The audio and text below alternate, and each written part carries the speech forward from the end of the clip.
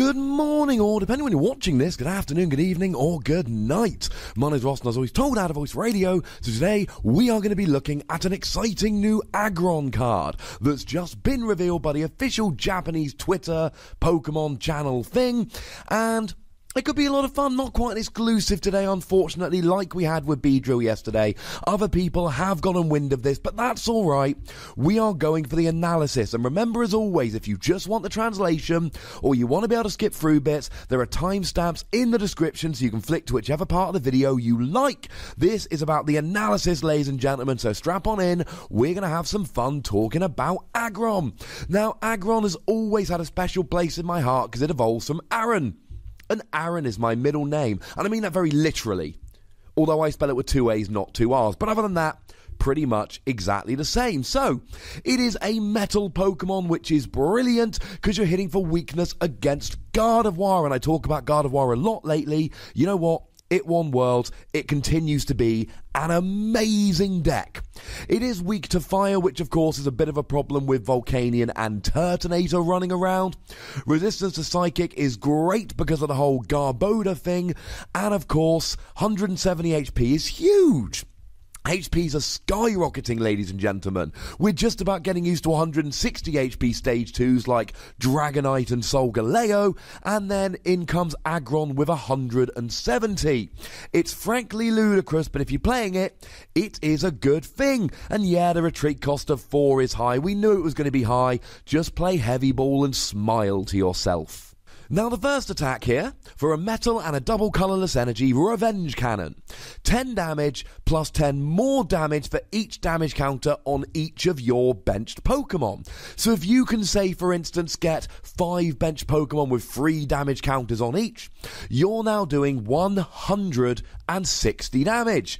150 damage on the bench, 5 times 3, plus the 10 base, 160. This can build up very, very quickly, and you might be thinking, well, hang on a second, how do I get that damage on there? Well, my 3 damage counters per Pokemon was not random, it was Po-Town. Po-Town, ladies and gentlemen, seems just built for a card like Aggron. Po-Town puts 3 damage counters on each Pokemon that evolves, so you can use Po-Town to put 3 damage counters on each of your Pokemon, assuming of course that you are using a bunch of evolved Pokemon. But you're going to be evolving your Aarons into Aggrons, and you're going to be maybe having Octillery on the bench to get more damage on. But as we're going to see, there are some basic Pokemon you want as well here. So if you're playing in the expanded format, because it's rotated out of standard, might I suggest Team Magma's Secret Base. Now the downside is that you're only taking 2 damage counters here, but the upside is it's on a basic when you pop it on the bench, so there's none of this having to wait a turn to evolve, not having it if it's a basic, etc. It goes on straight away. And don't forget, of course, that as much as Team Magma's Secret Base and Po-Town are going to be useful for damaging your own Pokemon here, they're going to damage your opponents as well. Now maybe they replace the stadium, maybe they play a field blower to get rid of it, you know what, maybe they do. If that happens, there's nothing you can do about it, but it does mean that you can potentially get extra damage on your opponent's Pokemon. So you might be hitting 160 with Aggron, but they might already have 3 damage counters on them because of Po-Town. And against a deck like, say, Metagross or Gardevoir, both of which actually like to manually evolve, they could take 3 damage counters when they evolve into Kirlia or Metang, and then another 3 damage counters when they evolve into Gardevoir or Metagross. Sometimes I'll have a field blower. Sometimes I'll have a counter stadium, although neither of those decks actually tend to play many stadiums, or maybe they're going to take 6 damage counters while you then come out hitting hard with Aggron for free energy. And of course, because you have a metal Pokemon in Aggron, you can do more damage if you pop some Delmise on the bench, adds 10 damage to all of your metal Pokemon's attacks, but do remember that Delmise is a basic Pokemon, so if you're playing this in standard and relying on Po-Town, Delmise just becomes a Pokemon that you're not able to evolve, and it becomes a little bit awkward. As for the energy cost, metal double colourless here is fine, because you can use double colourless energy, which is nice. You could potentially use Max Elixir onto an Aggron, but seems a little bit clunky to me. But don't forget that in the same Crimson Invasion set in which this will be released, we are going to be getting a Regice. A Regice with Oblivion Wing, essentially. Does some damage, attaches a metal energy to your bench, that plus double colourless, and Aggron is rolling. And if you start with Regice for a couple of turns, you could potentially have several Aggron ready to go after 2 or 3 turns. Although remember, Regice is a basic Pokemon, so if you're relying on Potown, you won't be having any damage on him. And as it is inevitably the question on everybody's mind, if you're using a Choice Band, you need 8 damage counters on your bench to get a one-hit KO on Gardevoir. If you're not, you need 11.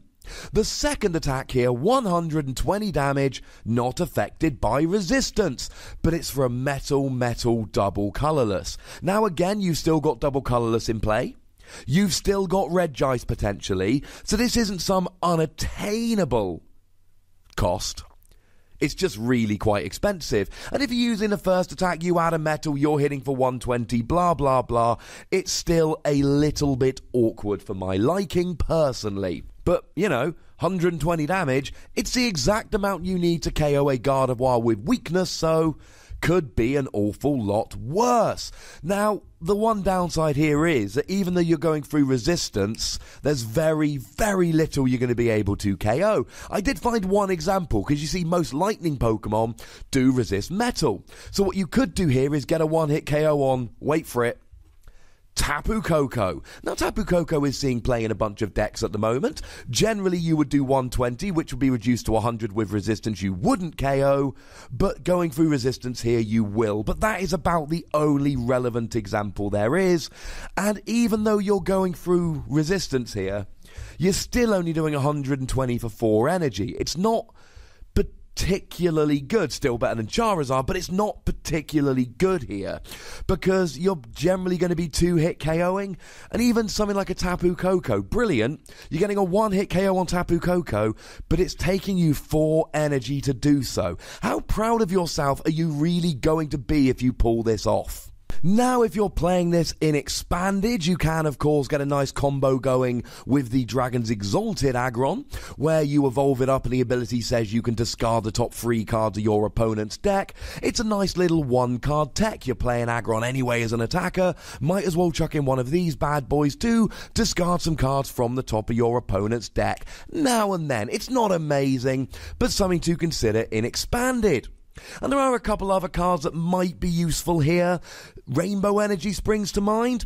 Now, the reason I'm not a huge fan of Rainbow Energy in this particular deck is because you're already probably relying on double colourless, and at the moment we've got stuff like Drampa that discards special energy, we've got Enhanced Hammer, we've got Kartana coming out in the same set, whose ability is an Enhanced Hammer, we've got Promo Jirachi, which admittedly isn't seeing any play at the moment, but it's a single colourless energy. It could well see play again in the future, and I don't like really relying on special energy. I'd rather have a metal and a double colourless than a rainbow and a double colourless.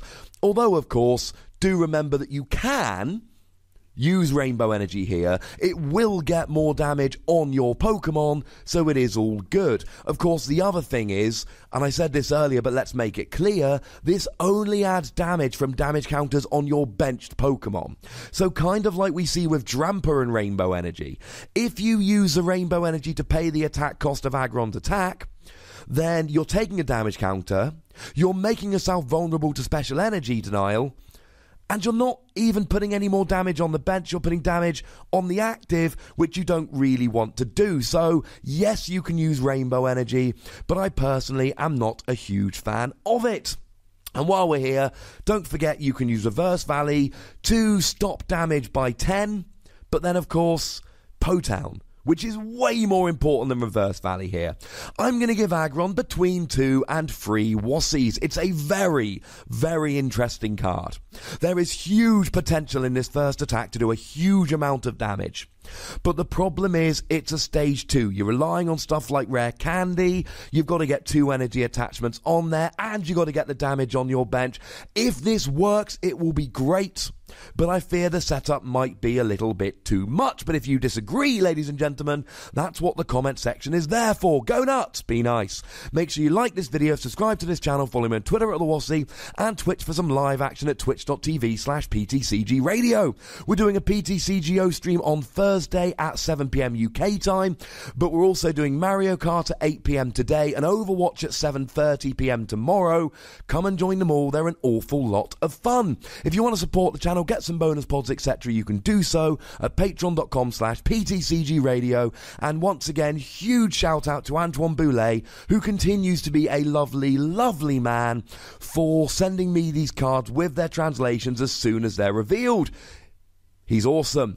And the most important thing, as always, look after yourselves until next time. Thank you very much for watching. My name's Ross, and you've been watching PTCG Radio.